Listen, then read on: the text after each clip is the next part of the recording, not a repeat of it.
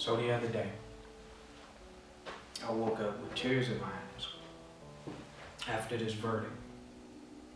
And I don't think you'll ever really know how that feels unless you've had a loved one, a family member murdered by those who are sworn to protect you.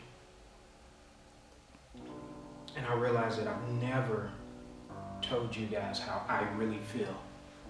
You see, I've been doing all these interviews with these different news medias, and I answer their questions, and I'm really professional about it. But I've never told you guys how I really feel about this situation. So that's what I want to do now. I want to express myself.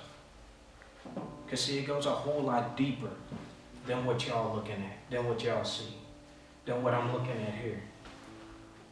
It goes so much deeper than that. And I'm going to touch on a lot of things, and I want y'all to absolutely listen to me, because the things that I'm going to touch on might not make a lot of sense to y'all, but at the end of my statements, you'll get it. See, we got a lot of people running around talking about racism. And that's so true. That's so true. I was looking at The View the other day, and Rosie O'Donnell made a statement. She said that the young black man is an endangered species. And I agree with that to a point. Because see, when we talk about the young black man being an endangered species, we got to look at it from both angles. See, we got Rudy Giuliani over here saying that, what about black on black crime? But we got us on this end saying, y'all killing our kids. So let me touch on both of those. See, I'm going to break it down to you like this, because this is how I truly feel.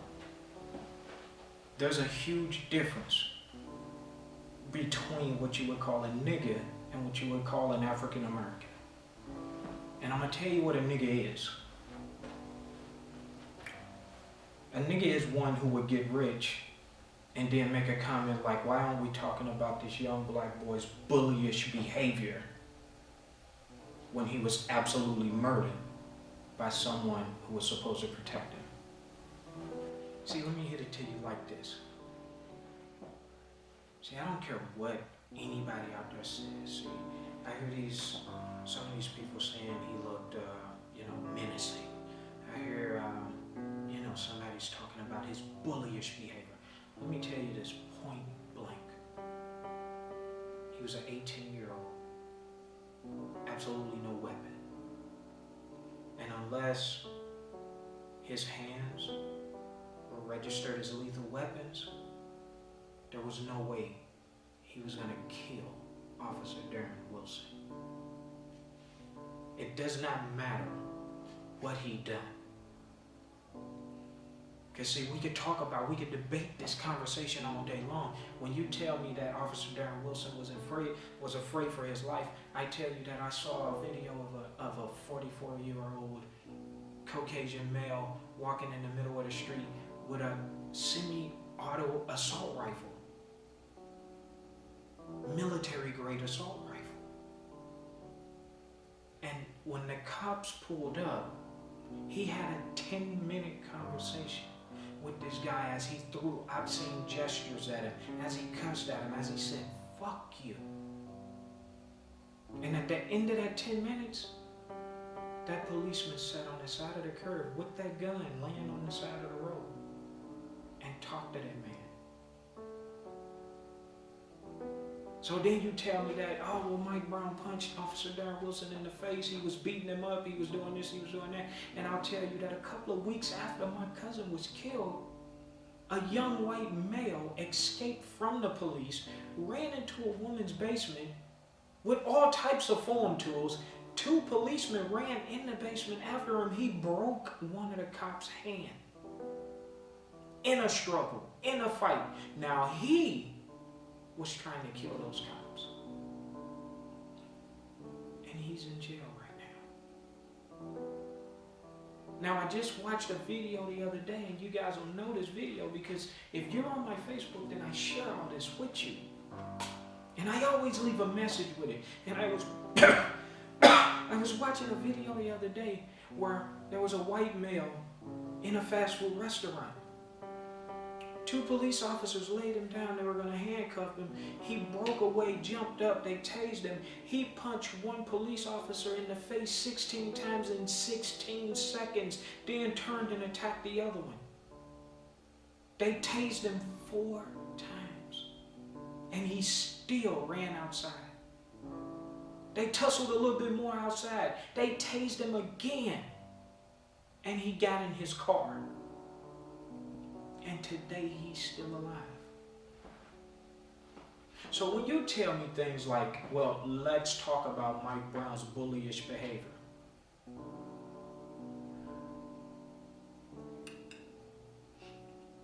I start to think, what's your agenda?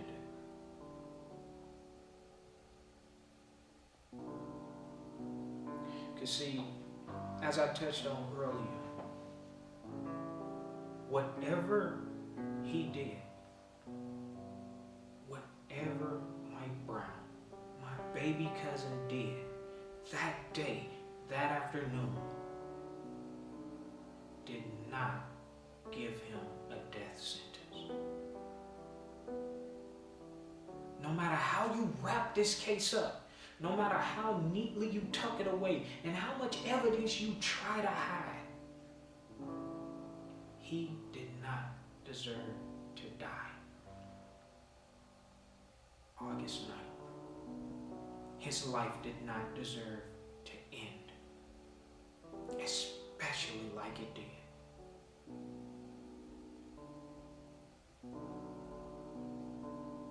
Because see, all of y'all making these claims on how he looks and how you think he was as a boy. And see, the most important thing to that, to me, is that whatever you might think of him as a boy, as a teenager, my problem is I'll never get the chance to see him become a man.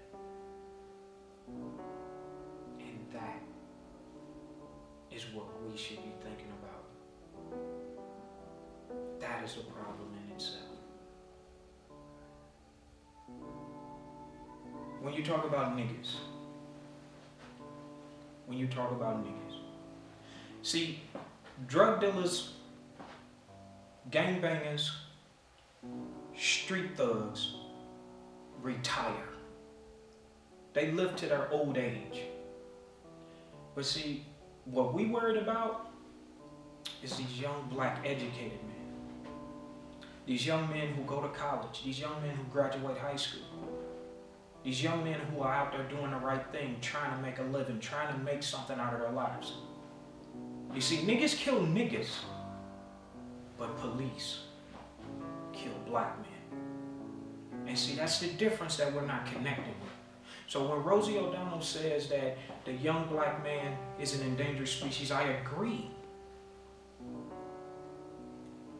But it's more powerful when you say that young black men are a target. Young black men are targeted for extinction, and they're targeted by both ends. So here comes a question that I have to go through, and my little cousins have to go through, and all black men eventually have to go through. How do I raise my son?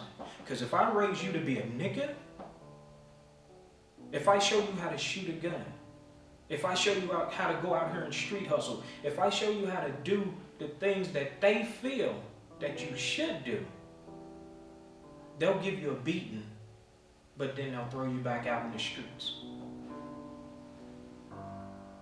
But if I caress my son and I hold him, and I read a book to him, and I teach him about his history, and I teach him who he really is, and I teach him what his rights are and how to stand up for himself and how to speak up for himself, see, then he might not come home to me.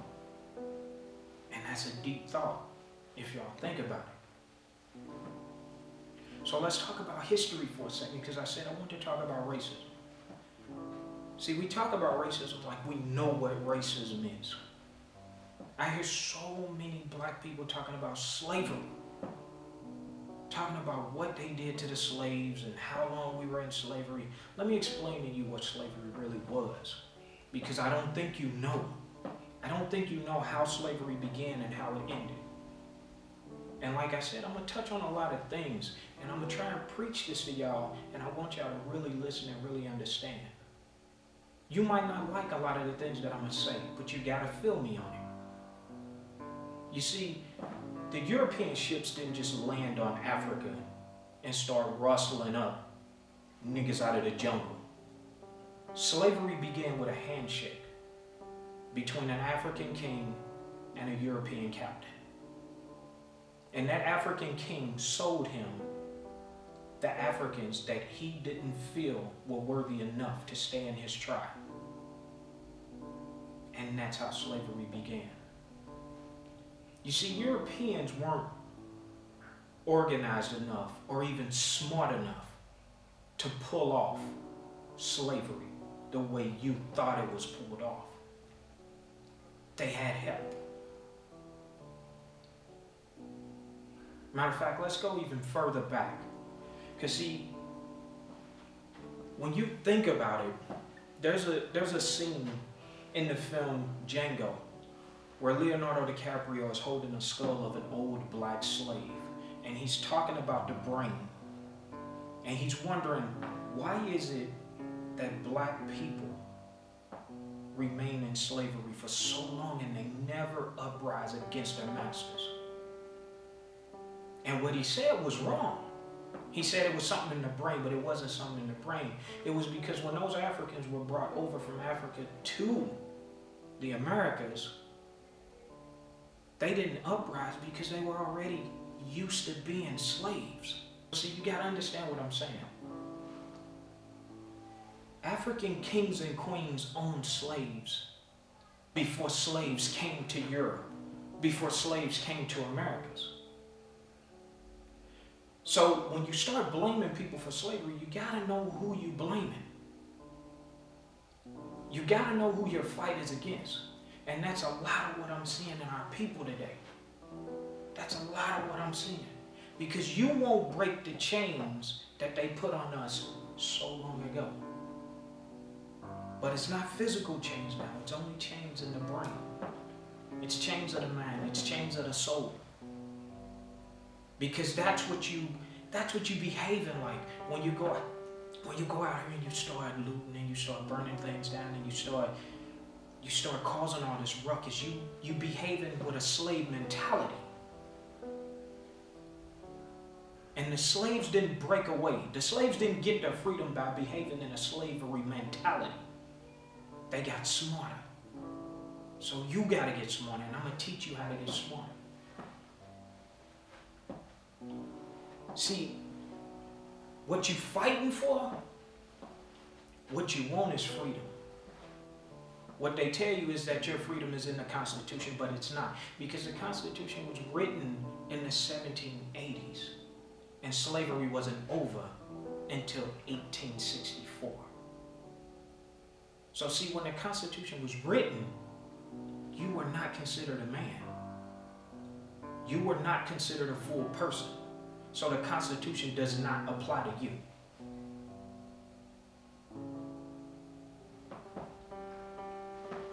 But what you fighting for, I believe in that. I believe that you pissed off. But the only way you get to where you want to be is you hit them where it hurts. You see, you go and burn down a building, insurance pays for that. You go blow up a car, insurance pays for that. But if you cripple the economy, nobody can fix that. And I'm going to come around back to that. But first I'm going to tell you who your target is. See, we're running around talking about these dirty police, these dirty police, these dirty police. These police are beating us, these police are doing this and that and the other. And yeah, I will say that they hold the nightsticks, they hold the guns, but they don't hold the power. You're supposed to be pissed off. You're supposed to be mad. Your brothers and sisters and cousins and your loved ones are dying in the middle of the streets and nobody seems to care. Why is that? Now see, if I sit down and I talk to some of you young brothers, some of you young brothers will say, oh man, it's the white people. But let me explain to you why that's not true. Because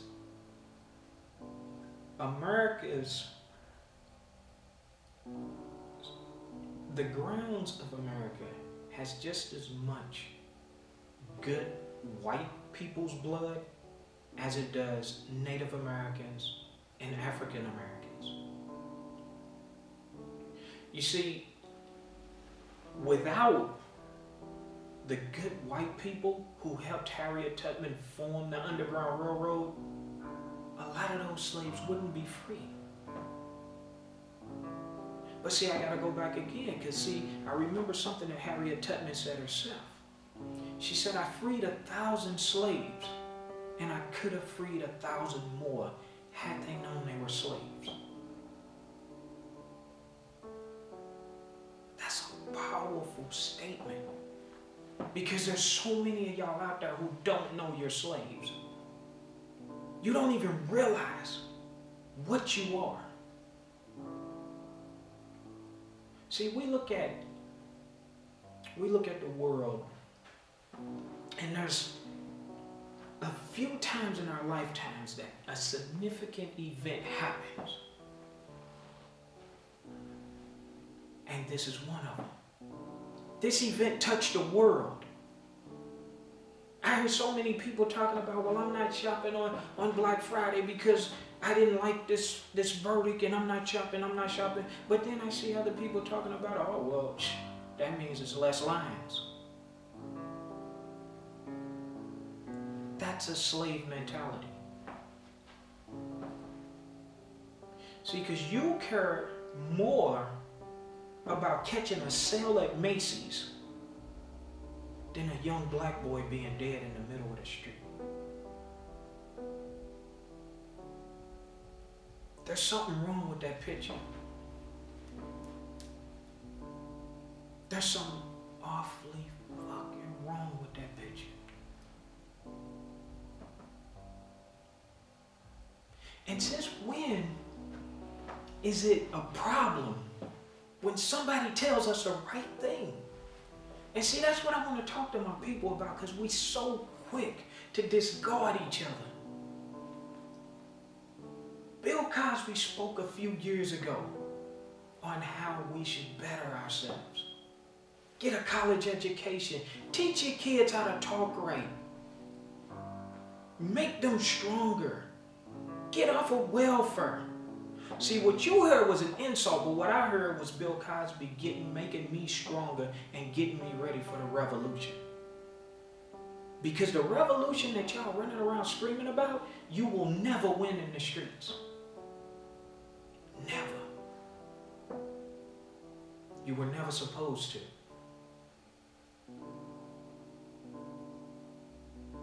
But the revolution that you need to fight, the one you can win, is the one that controls the economy. The one who controls the economy has the upper hand.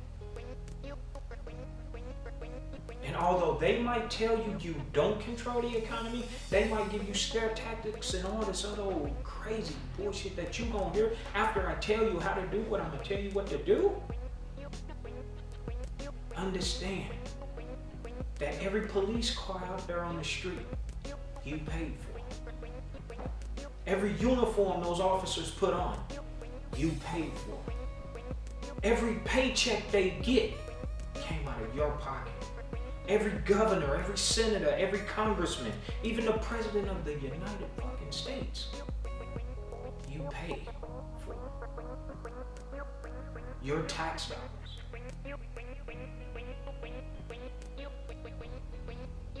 So I'm going to touch on the Constitution again.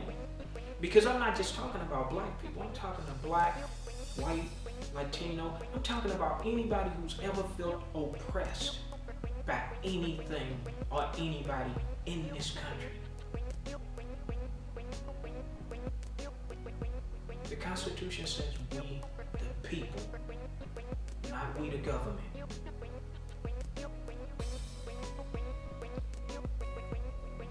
Let me ask you a question. And it's just something I'm throwing out there. What if we made the wrong choice?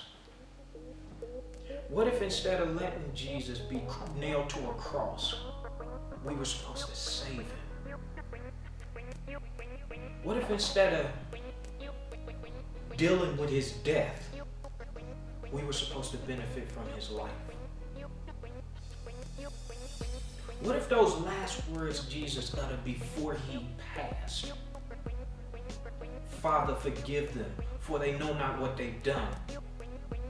What if those words were not for the Romans, but for us?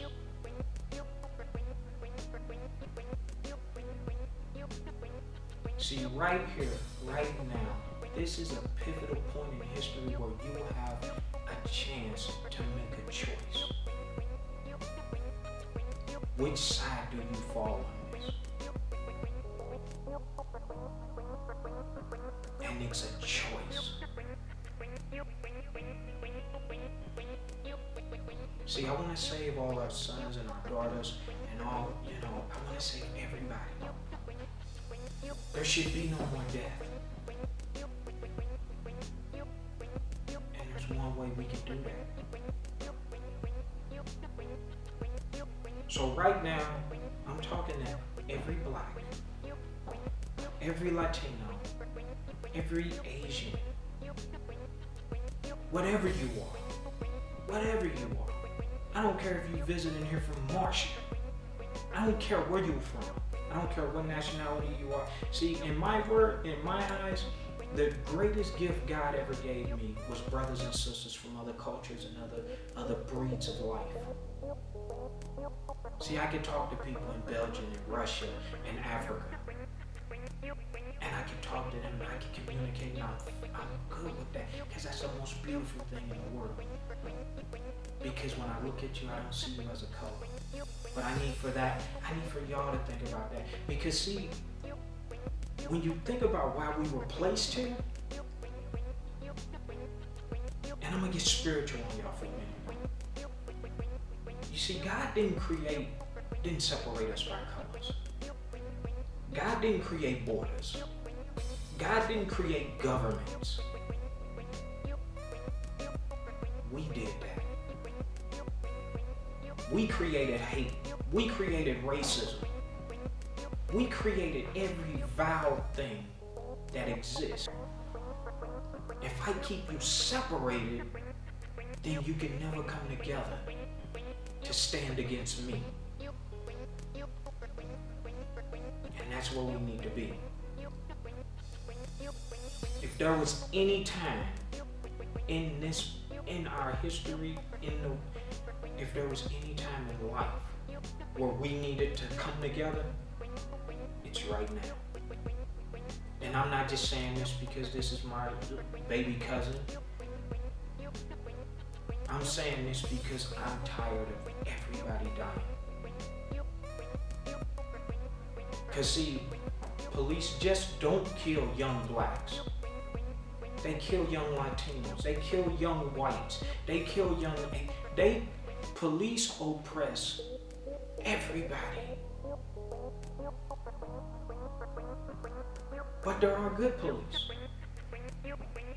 But see, when you're a good policeman and you watch a bad policeman and do nothing, it makes you a bad cop also.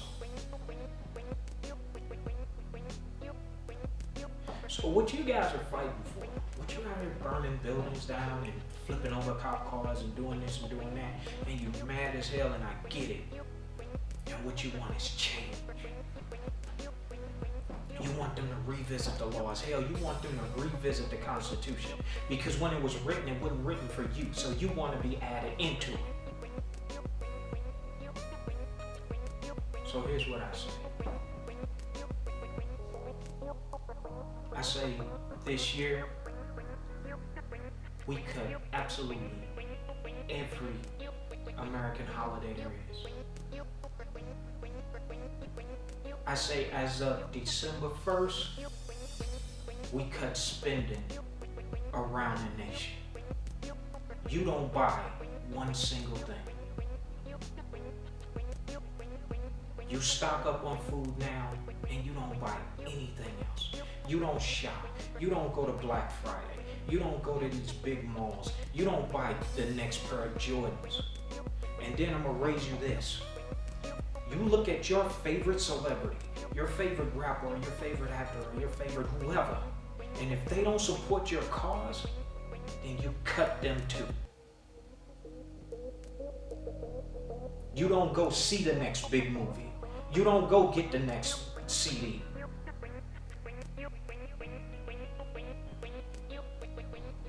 You say Black Lives Matter, I say Black Lives Matter, but I also say all lives matter.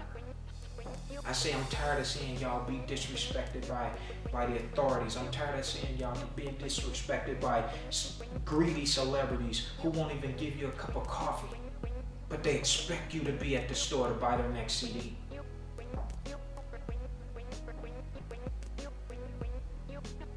I'm tired of people who can make a difference hiding behind their wealth and their power because they're scared to lose everything they got. See, I'm in that business. I'm in the film business. And I got the people in my ear telling me, oh, you gotta watch out what you say, you gotta watch what you do, because, you can ruin a career. You can ruin this great career. And I think about what one of my role models said, Muhammad Ali. If I cannot protest this young black boy getting killed in the middle of the street, or this black woman, or this white woman, or this Asian woman being raped, then whatever you offering me back here, whatever film deal you offering me, whatever cause, whatever money you offering me, you can keep that, because it's not worth my soul.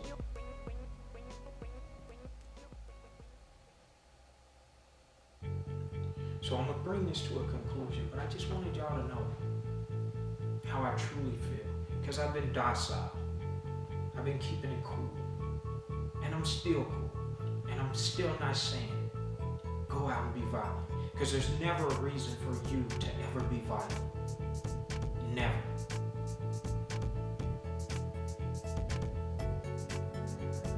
But December 1st,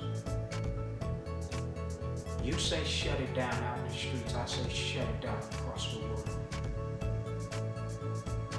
I say don't go out and stand in front of a highway. I say don't go out at all. Don't go to the gas station, don't move your car. Because see, you gotta really know what hurts our nation. And right now, 80% of the workforce, 80% of the laborers in this country are black and Latino. So I say 5 days after December 1st, December 5th, you wake up, you grab your cup of coffee, you sit on the couch, and you don't leave your house. Because if you don't work, you don't pay taxes, and if you don't pay taxes, they don't get paid. And you control the situation. Now that scares you, I get it. Because you're not going to be able to pay the bills if you don't work and you're worried about all that.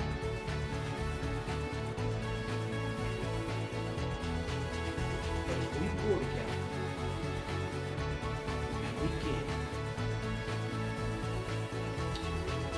a few million people who say, you know what? I'm tired of being oppressed. I'm tired of being beaten. I'm tired of my kids dying in the streets. Run that forklift yourself. I say we shut it down. I say we shut down America. I say we shut down the world. And we don't make another penny for them until they come to the table for us. And when they come to the table for us, then we can talk. And see, I'm not going to just leave you out there. I'm going to tell you, if you shut it down like this, then as your neighbor, help your neighbor. I'm saying we got to pull together. We got to pull our resources together. Because they'll try and starve you out. Because that's a tactical war. See, I realized the other day that I'm out here, I'm preaching so much peace. And I mean peace. I mean it because I'm a peaceful guy. But I realize I'm preaching peace. I'm preaching peace for those who commit acts of war. And I can no longer do that and feel comfortable in my skin.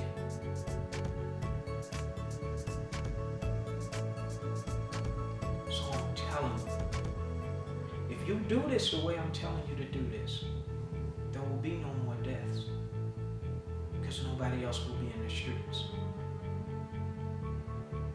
And you will hurt them like they've never been